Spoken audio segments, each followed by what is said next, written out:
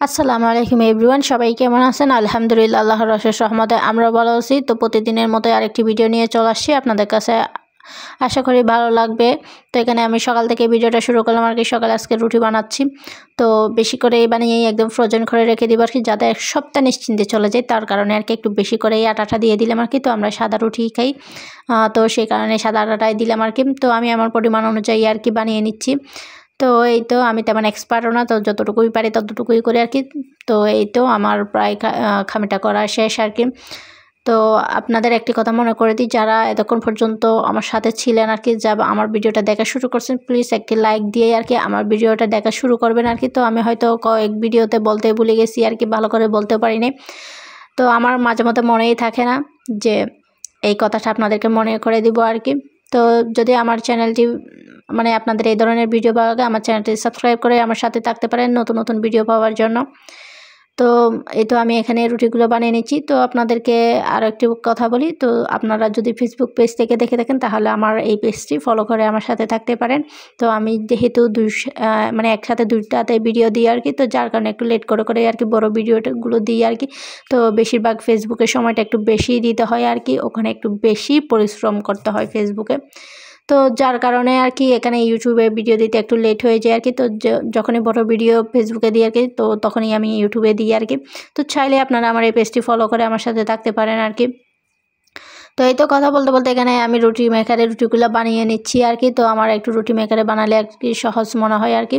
তো এই যে দেখেন, এই যে রুটি মেকারে বানিয়ে নিলাম। তারপরে এই তো একটু জারা টারা দিব আর কি, একটু থাপড়ি করব। থাপড়ি না করলে কিন্তু আটাগুলো বাহির হয়ে আসবে না। প্রথমে বেশি করে আটা দিব, তারপরে একটু থাপড়াই, যে এইভাবে করে আটাগুলো একদম মানে কমাই ফেলবো আর কি। তো এইভাবে করলে রুটিগুলো অনেক সুন্দর হয় আর কি। তো একটার সাথে একটা লেগে যায় না, ওইটা আর কি।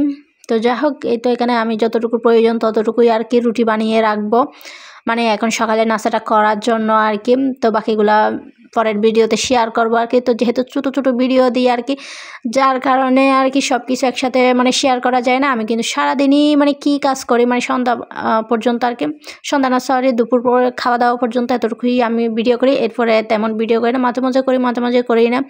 বেশিরভাগ সকাল থেকে দুপুর পর্যন্তই আর কি আমি সব কাজ সেরে নেওয়ার চেষ্টা করি আর কি। আমার কিন্তু একদমই রাতে রান্না বান্না করতে ইচ্ছে করে না। যদি কোনো মানে একটু রাতে রান্না না থাকে আর কি, তখনই করি। কিন্তু আমি বেশিরভাগ মানে একদম দিনের বেলায় রান্না করে নেওয়ার চেষ্টা করি আর কি। আর দিনের বেলা ভিডিও করলে ভিডিওগুলো একটু সুন্দর হয় আর কি, রাতের বেলা মানে আলোটা তেমন থাকে না, যার কারণে আর কি। তো এই তো আমরা নাস্তা রেডি করে আর কি টেবিলে চলে আসলাম। তো এখানে আমি গত ভিডিওতে দেখেছিলাম আলু দিয়ে মুরগি মাংস রান্না করছি। তো ওখানেই মানে এটাই তারপরের দিনের ভিডিও আর কি। তো আমি যেহেতু মানে অনেকগুলো ভিডিও জমা রাখছি, যার কারণে মানে একটা একটা ভিডিও দিতে দিতে আমার অনেক লেট হয়ে যায় আর কি। তো এগুলো অনেক আগের ভিডিও ছিল। যা হোক, এই তো ভিডিও যেহেতু করছি সেগুলো এডিটিং করে আর কি, বয়স দিয়ে আর কি ভিডিওগুলো আপলোড করতেছি আর কি। তো মেয়ে খেতে চাচ্ছিল না, যার কারণে এই যে বসেছিল। তারপর আমি ওকে একটু ছিঁড়ে দিব, ওকে বলতেছি খাই, দেখো কেমন লাগে, মজা লাগলে তারপর খাইও। এগুলো আর কি বাচ্চাদেরকে এইভাবে বলে খাওয়াইতে হয় আর কি। এবার খাওয়াই দিলাম। তো আমরা সকালে নাস্তা করতে করতে ভিডিওটাই এখানেই শেষ করবো আর কি। যদি আপনাদের কাছে ভালো লাগে প্লিজ আমার চ্যানেলটি সাবস্ক্রাইব করে আমার সাথে থাকবেন। আজকে পর্যন্ত, আসসালামু আলাইকুম, আল্লাহ হাফেজ।